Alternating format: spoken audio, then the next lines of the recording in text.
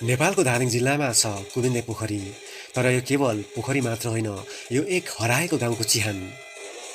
किंवदन्ती अनुसार यहाँ एक समय सम्पूर्ण गाउँ थियो, तर गाउँलेहरू धेरै घमण्डी थिए। अनि एक दिन एक बुढा साधु आइपुगे र भने, तिमीहरू पश्चाताप गर, नत्र तिमीहरूको अस्तित्व मेटिनेछ। तर बुढा साधुको कुरा कसैले पनि सुनेनन् र त्यो रात एक अज्ञात शक्तिले पुरै गाउँ निल्यो। भोलिपल्ट गाउँ गायब। त्यो ठाउँमा केवल एउटा पोखरी देखियो, कुबिन्दे पोखरी।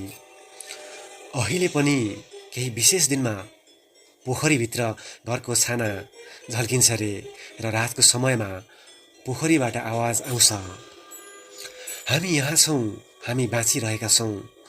यो केवल कथा हो वा साँच्चै पोखरीले गाउँ नै निलेको हो?